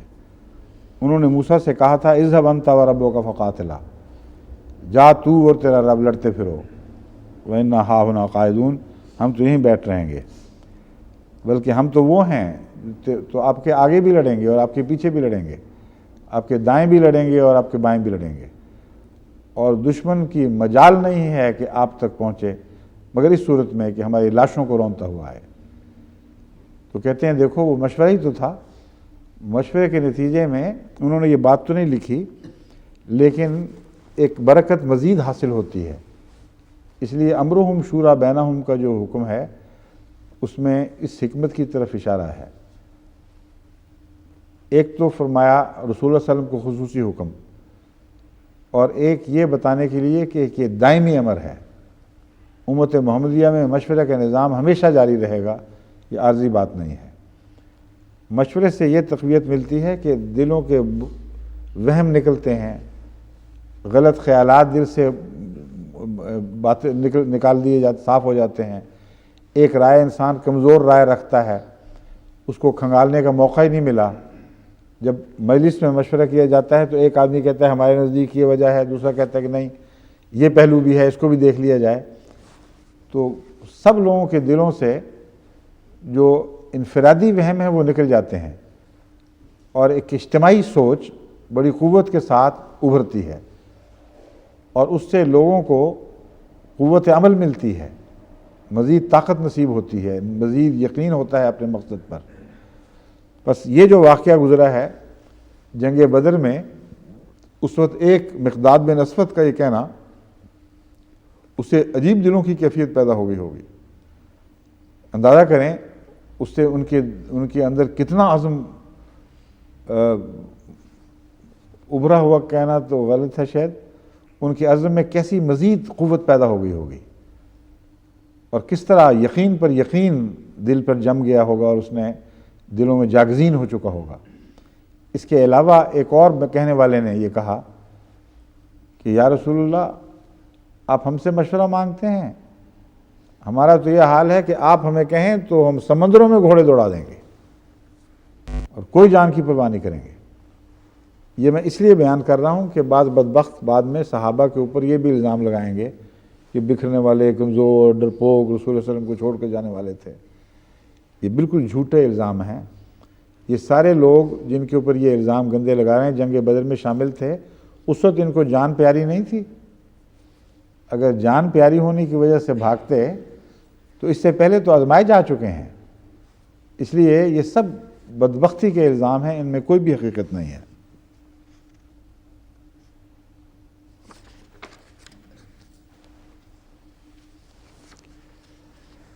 حضرت اقدس مسیح موعود علیہ السلام فرماتے ہیں، ترجمہ اس کا یہ فرماتے ہیں، یہ خدا کی رحمت ہے کہ تو ان پر نرم ہوا، اور اگر تو سخت دل ہوتا تو یہ لوگ تیرے نزدیک نہ آتے اور تجھ سے الگ ہو جاتے۔ اس ضمن میں ایک بات یہ فرمائی ہے آپ نے بہت ہی اہم، توکل ایک طرف سے توڑا اور ایک طرف سے توڑ اور ایک طرف جوڑ کا نام ہے۔ فَإِذَا عَزَمْتَ فَتَوَكَّلْ، مراد یہ ہے مشورے کی حد تک تیرا جوڑ انسانوں سے تھا، جب فیصلہ کر لیا تو تیرا انسانوں سے تعلق خدا کی طرف منتقل ہو گیا، اور توکل کا یہ معنی ہے کہ ایک طرف سے جوڑ کاٹ کر دوسری طرف سے جوڑ باندھ دیا۔ یہ بہت ہی پیارا معنی ہے جو آن حضرت صلی اللہ علیہ وآلہ وسلم کے توکل پر اپنے کمال کے ساتھ صادق آتا ہے۔ پھر حضرت مسیح موعود علیہ السلام نے توکل کے مضمون پر بہت پیاری لمبی گفتگو فرمائی ہے، اور اس میں اس آدمی کی مثال بھی دی ہے، اس صحابی کی بھی، جو آن حضرت صلی اللہ علیہ وآلہ وسلم سے ملنے آیا اور باہر گلی میں اونٹ چھوڑ کر آپ کی خدمت میں حاضر ہو گیا، اور جب باہر نکلا تو اونٹ جا چکا تھا، تو واپس آیا یہ شکوہ کرتے ہوئے، یا رسول اللہ میں آپ سے ملنے آیا اور توکل کیا کہ اس مقدس زیارت کی برکت سے میرا اونٹ وہیں کھڑا رہے گا، تو پھر بھی چلا گیا۔ آپ نے فرمایا یہ توکل نہیں ہے، توکل یہ ہے کہ اونٹ کا گھٹنا باندھو پھر توکل کرو، یعنی سبب کو اپنے آخری مقام تک پہنچا دو، اسباب کو ترک کرنا توکل نہیں ہے، اور اس کے بعد بہموں میں مبتلا ہونا یہ بھی توکل نہیں ہے۔ پھر وہ نفس کی الجھنیں ہیں، ان میں کوئی بھی توکل کہنا اس کو ہے ہی درست غلط بات۔ خدا نے جو توفیق دی ہے وہ کر لو، اس کے بعد پھر معاملہ خدا پہ چھوڑ دو، اور خدا پر چھوڑنے کے بعد اگر کوئی نقصان پہنچے تو پھر اس کو اس طرح برداشت کرو جیسے مالک کا فیصلہ ہے۔ توکل سے یہ نیا مضمون ابھرتا ہے، اور اس سے دلوں کو بہت تسکین ملتی ہے۔ آپ کا کوئی عزیز بیمار ہو، اس کے لیے جو چارے ہیں ضرور کریں، لیکن اگر توکل چاروں پر نہیں ہوگا اور خدا پر ہوگا تو چاروں سے جوڑ کٹ جائے گا اور اللہ سے جوڑ بن جائے گا۔ پھر نقصان پہنچتا ہے تو اللہ سے کس طرح شکوہ کر سکتے ہیں آپ؟ وہ تو مالک ہے۔ لیکن جن کا توکل بندوں پر ہو اور اسباب سے جڑے رہیں، ان کا یہ جوڑ کٹتا نہیں ہے، اور اس کا جو یقینی اثر بعد میں ظاہر ہوتا ہے کہ جب ان کے مرضی کے خلاف فیصلہ ہو جائے تو روتے اور پیٹتے اور بے صبری دکھاتے اور کہتے ہیں ہائے ہم پر یہ کیا ہو گیا، جس کا مطلب ہے توکل ان کا اسباب پر ہی تھا۔ اسباب سے مایوس ہوئے تو شکووں کا حق ہے، مگر اللہ سے تو شکووں کا کوئی حق نہیں۔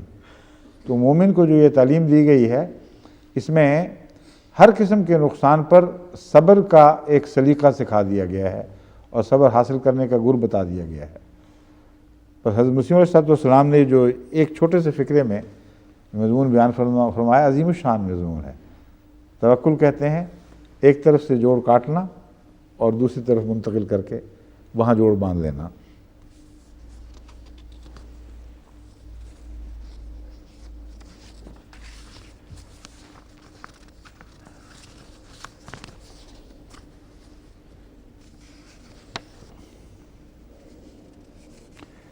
احد کے میدان میں جنگ کا مشورہ دینے والوں میں حضرت حمزہ بن عبد المطلب بھی شامل تھے، اس لیے شیعوں کو یہ بات بھولنی نہیں چاہیے۔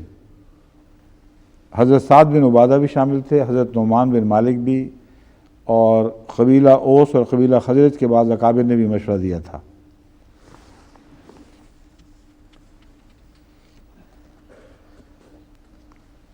شروع الحرب ترجمہ فتوح العرب صفحہ 282، مؤلفہ محمد بن عمر واقدی، اس میں سے لیا گیا ہے والا۔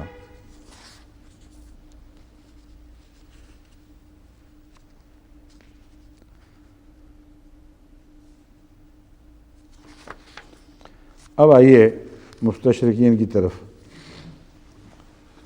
کتنے بجے تک ہے؟ ہاں اچھا، ایک منٹ پہلے ذرا بجا دینا میز۔ رچرڈ بیل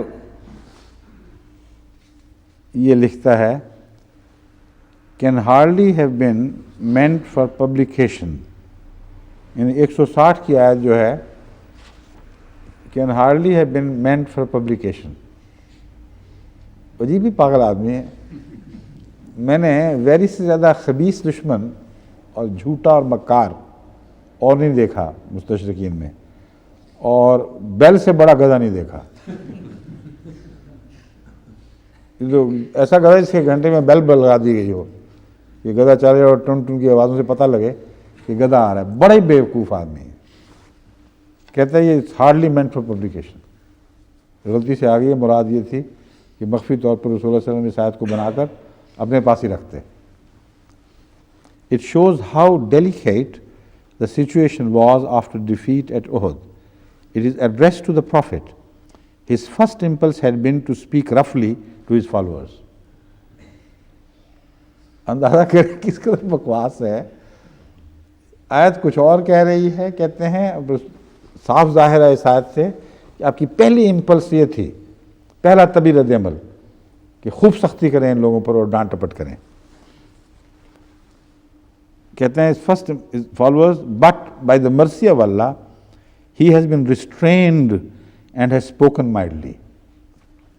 اللہ کا فضل رحمت ہو گئی جو بولا, ورنہ دل کے تو وہ سخت تھے, مزاج میں سختی پرانی تھی. یہ مراد لینا. آیت بالکل برعکس بات کر رہی ہے. عجیب ہی پاگل قوم ہے یہ جن سے ہمیں واسطہ پڑا ہے. He is now counseled to forgive them. کہتا ہے اب اللہ تعالیٰ ان کو مشورہ دے رہا ہے رسول اللہ علیہ وسلم کو معاف کر دے. And even to promise to consult them in future operations. کہتا ہے بڑی غلطی ہو گئی کہ ان سے مشورہ نہیں کیا, اس لیے سارا نقصان پہنچا ہے. کہتے ہیں اس لیے پرومس کر ان سے اب کہ آئندہ میں تجھ سے مشورہ کیا کروں گا. جو میں نے آپ کے سامنے حالات کھول دیے ہیں اس کے بعد دیکھیں کس قدر بکواس اور جھوٹ اور بہتان ہے, اور جہالت کتنی ٹپک رہی ہے اس شخص سے. اس لیے دشمنی میں اول نمبر ویری اور حماقت میں اول نمبر بیل. ان کی کوئی مثال مجھے اور کہیں مستشرقین میں نظر نہیں آئی. ویری صاحب کا سن لیجیے اب. اس سے پہلے ذرا ایک جنٹل بات کرنے والے صاحب جو بھی زندہ ہیں, مسٹر مونٹگمری واٹ, وہ نسبتاً اپنے آپ کو جنٹل ناقدین میں شمار کرتے ہیں. وہ لکھتے ہیں gentle address to Muhammad personally. یعنی یہ جو جینٹل کا لفظ ہے یہ محمد کو پرسنلی مخاطب کر کے کہا گیا ہے. But the exact reference is not clear. سمجھ نہیں آئی کیا بات ہو رہی ہے. Perhaps it was his attitude to the hypocrites. ہو سکتا ہے ہپوکریٹس کی طرف ان کی ایٹیٹیوڈ کی طرف اشارہ ہو, اور بات کچھ کلیئر نہیں, یہ بات کہہ کے چھوڑ جاتا ہے. اس سے زیادہ واضح کیا بات ہوگی. فَبِمَا رَحْمَةٍ مِّنَ اللَّهِ لِنتَ لَهُمْ. یہ مستشرق بنے ہوئے ہیں, قرآن عربی کے ماہر, کئی سال وہاں فلسطین میں یہودیوں کے ساتھ بیٹھ کر اس نے عربی سیکھی ہے, اور کہتا ہے میں اس کو بات واضح نہیں. قرآن فرما رہا ہے فَبِمَا رَحْمَةٍ مِّنَ اللَّهِ لِنتَ لَهُمْ.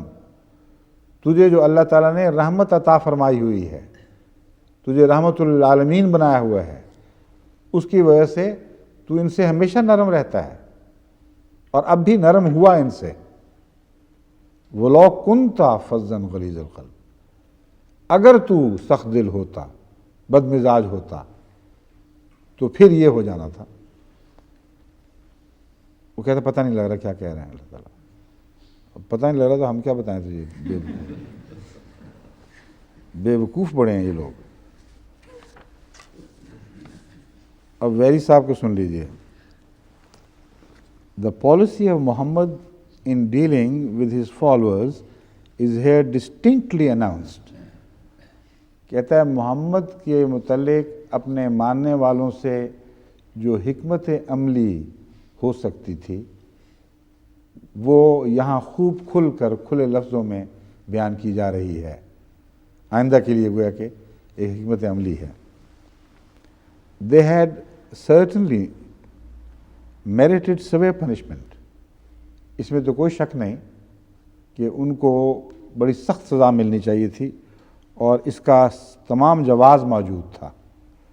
But there were powerful adversaries in Medina. لیکن اس کا کیا کیا جاتا, مدینے میں بڑے بڑے سخت مخالف, بڑے طاقتور مخالف موجود تھے. یہ مدینے کی تاریخ انہوں نے پڑھی نہیں. وہ طاقتور مخالف تھے, وہ سارے محمد رسول اللہ کے سامنے جھکنے پر مجبور ہو چکے تھے. اس سے پہلے میثاق مدینہ لکھا جا چکا تھا, اس پر سب نے متفقہ طور پر حضرت محمد رسول اللہ صلی اللہ علیہ وآلہ وسلم کو اپنا سردار مان لیا تھا دنیا کے امور میں بھی، اور اگر ان کی ایسی طاقت تھی محمد رسول اللہ کے مقابل پر تو منافق کیوں پھر ان کو تسلیم کرتا خود؟ بار بار کہتا ہے وہ منافقین تھے. تو منافق تو ہوتا ہی ہے، وہ ہے جو ڈر کر چھپاتا ہے اپنے آپ کو. بہادر اور بے خوف آدمی جس کو اپنے غلبے کا یقین ہو، وہ منافق کیوں خام خواہ بنتا پھرے گا؟ اس لیے یہ نہایت ہی بیوقوفوں والا تبصرہ ہے. لیکن آگے چلیں ذرا، ابھی تو اور آگے آنے ہیں. But there were powerful adversaries in Medina who would have taken advantage of any attempt to enforce punishment of a severe nature. کہتا اگر سختی کرتے تو بڑا سخت انہوں نے رد عمل دکھانا تھا. کیسے برداشت کرتے ہیں؟ Besides, no slight shock to the new faith had been felt. Besides, no slight shock to the new faith had been felt owing to the defeat, and it became a matter of utmost importance to establish that faith, hence the mild words and the forgiveness so freely bestowed. کہتا ہے بات یہ ہے کہ اپنے دین کو انہوں نے وہاں نافذ کرنا تھا، اور کوئی معمولی شوق نہیں پہنچا تھا اس دین کو جنگ احد سے. اتنا شدید صدمہ پہنچ چکا تھا دین کو کہ گویا سارے منحرف ہونے کو پھرتے تھے. ایسے وقت میں اس کے سوا پالیسی ہو کیا سکتی تھی؟ تو ان کو کہا گیا کہ دیکھو دیکھو نرمی کرنا، آہستہ بولنا، آئندہ سے کوئی سختی کا کلام ان سے نہیں کرنا. گویا کہ پہلے تو ہمیشہ سے سخت ہوتا آیا ہے اور حالات تھے، اب حالات بدل گئے ہیں، اب سے پالیسی یہ ہے کہ تو نرم ہو. اب جس نے قرآن کریم کی آیت پڑھی ہو وہ جانتا ہو اس کا ترجمہ جیسے آپ کے سامنے رکھ دیا ہے. کیا کہے گا ایسے بدبخت آدمی کے متعلق؟ صرف لوگوں کو دھوکہ دے رہا ہے، جھوٹ بول رہا ہے یا آگ میں جل رہا ہے. اصل میں جنگ احد کے اوپر بڑے لوگوں کو آگ لگی ہے. کچھ لوگوں کی آگ کا میں کل ذکر کر چکا ہوں، کچھ کا اب پھر بھی کروں گا، اور ان میں آگ لگنے والوں میں یہ بھی ہیں. بڑی شاندار فتح ہوئی دشمنوں کو، عرب وہ کہتے ہیں مکے کے شہزادوں کو. اور ہوا کیا؟ کچھ بھی نقصان نہ ہوا، اور عالم اسلام اسی طرح دندناتا رہا، اور اس کے نتیجے میں پھر دوسری عظیم فتوحات کی بنیادیں رکھی گئیں. یہ ہے تکلیف کہ مٹا کیوں نہیں دیا؟ ایک ہی تو موقع آیا ساری تاریخ میں جبکہ معلوم ہوتا تھا کہ اسلام کو ملیا میٹ کر دیا جائے گا. وہ پاگل اسی طرح مڑ گئے، کچھ بھی نہ ہوا. اس میں مزہ صرف لوٹتے ہیں اس کو عظیم فتح کہہ کر، اور کچھ بھی ہاتھ میں نہیں ہے. عظیم فتح کے بعد میں جو رونما ہونے والے فوائد ہیں ان سے وہ ساری کلیتاً محروم رہتے ہیں. لیکن کہتا ہے let it be observed that all these mild words and expressions of forgiveness are set forth as coming from the mouth of God. کہتا ہے ایک بات یہ بھی یاد رکھو، یہ محمد رسول اللہ نے، یعنی ہم رسول اللہ صلی اللہ علیہ وسلم کہتے ہیں صلی اللہ علیہ وسلم، انہوں نے یہ اس طرح بیان کیا ہے گویا اللہ کے منہ کے لفظ ہیں. یہ ساری باتیں خدا کی طرف منسوب کی ہیں. And yet the same divinity commends the mildness of the prophet. اور ساتھ ہی ایک طرف وہ ڈیوینٹی یعنی خدا جو اس کی طرف منسوب کر رہے ہیں، یہ اللہ ان کو حکم دے رہا ہے کہ یہ نہیں کرنا، ساتھ ہی ان کی طرف اپنے لیے کمپلیمنٹ بھی منسوب کر دیا کہ تو ہے ہی نرم دل. اب اندازہ کریں اس شخص کی بدبختی کا، دل بتا رہا تھا کہ یہ تو تعریف ہو رہی ہے، یہ کہاں کہا جا رہا ہے کہ یہ بات چھوڑ اور یہ اختیار کر، سختیاں ترک کر اور نرمی کی طرف آ جا. جانتا ہے اچھا بھلا، پھر اس کو ایک اور ٹوسٹ دیتا ہے، ایک جھوٹ پر ایک اور جھوٹ بناتا ہے، اور کہتا ہے اس سے ثابت ہو گیا کہ محمد رسول اللہ دیندار کم تھے، پولیٹیشین زیادہ تھے. کہ دیکھو کیسی پولیٹیکل حرکت کر گئے ہیں. God, and yet the same divinity commends the mildness of the prophet. Surely there is more of a politician than of the prophet here. یہ ہیں ویری صاحب، بڑے بڑے بدبخت لوگ پیدا ہوئے ہیں. واقعہ یہ ہے کہ آن حضرت صلی اللہ علیہ وآلہ وسلم کی رحمت اور شفقت اور آپ کے مشورے کے متعلق میں پہلے تفصیل سے بات کر چکا ہوں، اس آیت میں کہیں اس بات کا شائبہ بھی نہیں ملے گا کہ محمد رسول اللہ کو اپنے طرز عمل بدلنے کی تعلیم دی جا رہی ہو۔ کوڑ مغز میں سے بڑا کوڑ مغز آپ نکال لیں، اس کو کچھ شدھ بد ہو عربی کی، اس کو یہ پڑھائیں، اسے پوچھیں وہ پاگل کے بچے نکال وہ جگہ جہاں رسول اللہ صلی اللہ علیہ وسلم کو طرز عمل بدلنے کا حکم ہو رہا ہو۔ تو یہ لوگ جانتے نہیں ہیں، اس لیے بددیانت ہیں، جھوٹے ہیں، بد کردار ہیں، اپنے دل کے بغض اگلنے کے لیے بہانے ڈھونڈتے ہیں، جہاں موقع ملے بکواس کرنے سے باز نہیں آتے۔ اس لیے ان کو تو ہم نہیں چھوڑیں گے، یہ دفاعی جنگ ہے، ہم نے حملہ نہیں کیا، انہوں نے کیا، اور اس حملے کا لازماً جواب دیں گے۔ ان کی بدبختیاں دنیا کو دکھائیں گے، علم کے پردے چاک کریں گے اور بتائیں گے کہ یہ بغض ہے جس پر علم کا پردہ لٹکا رکھا تھا، کوئی ان لوگوں کو علم نہیں ہے۔ ادنا سا علم عربی رکھنے والا یہ بکواس نہیں کر سکتا کہ رسول اللہ صلی اللہ علیہ وسلم کو نے اپنی طرف سے خدا کی طرف یہ بات منسوب کی کہ رد عمل، اپنا طرز عمل تبدیل کرو، اور خبردار جو تم نے اب سختی کی ورنہ مارے جاؤ گے۔ اور ساتھ ہی یہ بھی اقرار کرنا پڑا کہ خدا تو کمپلیمنٹ دے رہا ہے، کہ دیکھو کتنا ڈپلومیٹ ہے کہ اس موقع پر یہ بات کہنے کے بعد پھر کمپلیمنٹ بھی دلوا دیا اپنے آپ کو اللہ کی طرف سے، حالانکہ وہ دوسری بات جو ہے ہی نہیں، اس میں ایک ہی بات ہے۔ اب آئیے میر احمد علی صاحب، غم اپنے دوستوں کا بھی کھانا پڑے ہمیں، انا للہ و انا الیہ۔ The deserters in Uhud actually deserve to be punished, but even in view of the grant of pardon to them, there remains no room for the recipients of the pardon to say that they actually deserved it or that they had been honorably acquitted of the charges against them. It is only that the punishment has been offered to be pardoned and not the wiping out of the charge. The blot of conviction remains there.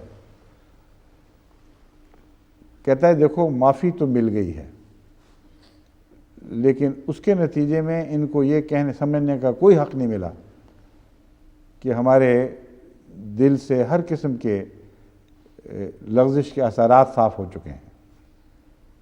کہتا ہے اللہ تعالیٰ نے معافی تو دی ہے، لیکن وہ داغ جو دل پر لگایا ہوا ہے اس کو قائم رکھا ہے، اور اس کو کوئی دنیا میں مٹا نہیں سکتا۔ وہ کہاں سے داغ لیا ہے انہوں نے؟ وہ ان کے اپنے دل کا داغ ہے، وہ نفرت اور بغض کا داغ ہے جو ابھر رہا ہے، اور بالکل یوں لگتا ہے جس طرح ایک طرف عیسائی اس موقع پر شدید بے چین ہیں کہ فتح ہوئی بھی دشمن کو لیکن فوائد سے محروم رہا۔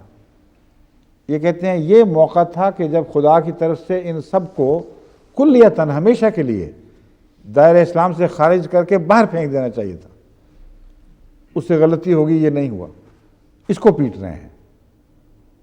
اتنا غصہ کس بات کا ہے؟ معافی پہ اس بات کا غصہ ہے کہ یہ موقع تھا ان کو باہر نکال کے اللہ تعالیٰ باہر پھینک دیتا، حضرت علی سے پیچھا چھوٹتا اور خلافت حضرت علی کو پہلی خلافت مل جاتی۔ یہ ترکیب کہتے ہیں ہمیں تو آ گئی، اللہ کو نہ آئی، اور اب ہم مجبور ہیں بیچارے، ہم کیا کریں اب؟ اس لیے ایک ہی راستہ ہے کہ گالیاں دے کے بغض نکالو، اور کیا راستہ رہ گیا ہے؟ جتنی گالیاں دے سکتے ہو دیتے چلے جاؤ، تاکہ کسی طرح دل کا بغض کچھ ٹھنڈا ہو، دل کی آگ کچھ ٹھنڈی ہو، لیکن وہ ٹھنڈی ہونے میں آ نہیں رہی۔ آگے سنیے، ریزن فار پارڈن، یہ لکھتے ہیں The people certainly deserved other treatment, but owing to the mercy of God, which does not want to leave the sinner till all has been done for him, the Prophet was made lean-hearted towards them. یعنی یہ بھی مانتے ہیں کہ اس وقت بگویا کے بنایا گیا ہے، رسول اللہ صلی اللہ علیہ وسلم کی دائمی حالت نہیں ہے یہ۔ کہتے ہیں اصل بات یہ ہے کہ حجت تمام کرنے کی خاطر معافی دی گئی ہے، اور بھی ان سے گناہ سرزد ہونے تھے، اس لیے اللہ تعالیٰ نے معاف کیا ہے، اور اس وقت اس لیے رسول اللہ صلی اللہ علیہ وسلم کو اس وقت ان کے لیے نرم دل بنایا گیا تاکہ کچھ اور موقع دے دیا جائے، اصلاح کر لی تو ٹھیک، ورنہ پھر ہم ان کو پکڑ لیں گے۔ یہ مضمون ہے جو بیان ہو رہا ہے. Else the people would not have cared to stay around him, and the whole scheme of the guidance and salvation of mankind would have come to an end. ساتھ یہ بھی ساتھ لگا دیا ہے کہ نرم دل بنایا، اگر یہ نہ ہوتے تو سب دنیا بھاگ جاتی اور اسکیم جو تھی خدا تعالیٰ کی طرف سے مین کائنڈ کے لیے وہ ہاتھ سے نکل جاتی. تو اب اس پہ غور کریں، اس کا مطلب کیا بنایا ہے انہوں نے. مطلب یہ ان کے ذہن میں یہ ابھرا ہے کہ منافقوں سے بخشش اس علم کے باوجود کہ وہ منافق رہیں گے، اس لیے تھی کہ مجبوری تھی خدا کی. اگر وہ یہ نہ کرتا تو ان سب نے بھاگ جانا تھا، اور پیچھے کتنے رہ جاتے؟ 6. پھر وہ اسکیم کیسے پوری ہوتی؟ تو دنیا کی سب سے عظیم الشان رحمت اور پاکیزہ پکڑنے کی اسکیم، تزکیہ نفس کرنے کی اسکیم منافقوں کے بل پر چلائی گئی ہے، ان کے بل بوتے پر آگے بڑھائی گئی ہے. اس سے بڑی جہالت ہو سکتی ہے کوئی؟ ایسی جاہلانہ اسکیم اللہ کی طرف سے تو آ نہیں سکتی، ناممکن ہے. یہ ان کے دلوں کی بیوقوفیاں، جہالتیں ہیں جو یہ بہانے ڈھونڈ رہی ہیں. کیوں آخر ہوا؟ کوئی سچا بہانہ ملتا نہیں تو یہ اس قسم کی جاہلانہ باتیں کرتے ہیں کہ اللہ تعالیٰ مجبور تھا. دیکھتے نہیں تم کہ یہ چھوڑتے تو پیچھے رہ کیا جاتا؟ گنتی کے 6 آدمی، ان سے اتنی عظیم الشان دنیا کی اصلاح کی اسکیم کیسے چلائی جاتی؟ تو اللہ نے کہا کوئی مجبوری ہے، میں بھی کیا کروں، چلو منافقوں سے کام لے لیتے ہیں. کہتا ہے the verse is important as showing that the general kind behavior of the Prophet to the Sahabas, the word Sahabas is mentioned here, in spite of their most vicious conduct, as in the case of Khalid and others, his words of encouragement to them and the like cannot be regarded as due to any real spiritual worth about them, but they were sought to be reclaimed in the long run in another matter which history alone can decide and of which this offers no guarantee forever whatsoever. عجیب الجھا ہوا بےہودہ سا فکرہ ہے. خلاصہ اس کا یہ ہے کہ وہ کہتے ہیں کہ the verse is important کیونکہ رسول اللہ علیہ وسلم کا کائنڈ بیہیویئر دکھایا گیا ہے صحابہ کی طرف in spite of their most vicious conduct، باوجود اس کے کہ نہایت ہی بدکرداری کا عمل ان سے ظاہر ہوا اور نہایت ہی ناپاک معاملہ انہوں نے کیا. as in the case of Khalid and others، جیسا کہ خالد اور ادرس کے کیس میں ہوا. اب خالد اینڈ ادرس کا کیس کا مراد یہ صرف یہی مطلب بنتی ہے کہ خالد بن ولید کو موقع مل گیا اور وہ حملہ آور ہوئے، اور پھر توجہ ان کی طرف نہیں رہنے دی جن کی وجہ سے خالد بن ولید کو موقع ملا، بلکہ ضمناً ذکر کر کے توجہ پھر حضرت ابوبکر صدیق رضی اللہ تعالیٰ عنہ اور دیگر صحابہ کی طرف پھیر دیتا ہے. His words of encouragement to them and the like cannot be regarded as due to any real spiritual worth. کہتا ہے رسول اللہ صلی اللہ علیہ وسلم کے الفاظ یا اللہ کے الفاظ، ہز چھوٹا ہے ایچ اس لیے رسول اللہ صلی اللہ علیہ وسلم مراد ہوں گے. رسول اللہ صلی اللہ علیہ وسلم کے الفاظ جو ان کی انکریجمنٹ کے ملتے ہیں اس کا کوئی حقیقی مطلب نہ سمجھو. ان سے یہ مراد ہی نہیں ہے کہ واقعتاً ان سے کوئی نرمی کا سلوک ہونا چاہیے. کہتا ہے یہ تو ایسی بات ہے کہ اس لیے کیا گیا تھا کہ they were sought to be reclaimed in the long run in another matter which history alone can decide. عجیب ہی الجھا ہوا دماغ ہے اس شخص کا. کہتا ہے وجہ یہ تھی کہ ایک اور معاملے میں ان کو ریکلیم کرنے کے لیے ایک موقع دیا گیا تھا جس معاملے میں تاریخ بتائے گی کہ حقیقت کیا ہے.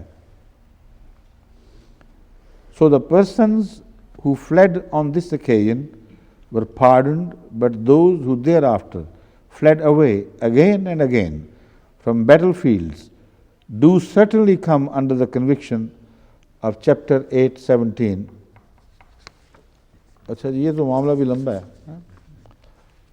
اب یہ حوالہ دیتے ہیں اس کے بعد کہ ایک اور ان لوگوں کے اوپر جو اصل حکم صادق آتا ہے وہ بعد کا ایک اور معاملہ ہے، یعنی جنگ حنین کی طرف اشارہ کر رہے ہیں، اور وہاں جا کر پھر ان پر حجت تمام ہو گئی، اور قطعی طور پر وہ لوگ ثابت ہو گئے جن کا اس آیت میں ذکر ملتا ہے۔ تو یہ انشاءاللہ تعالیٰ پھر کل گفتگو کریں گے، کیونکہ اس پہ کافی مواد ہے، ان کے جھوٹوں کو ظاہر کرنے پر بھی کے لیے بھی، اور دوسرے حوالے جو ان کی تردید کرتے ہیں ان پر بہت سا مواد ہے جو انشاءاللہ کل میں آپ کے سامنے پیش کروں گا۔ السلام علیکم ورحمۃ اللہ وبرکاتہ۔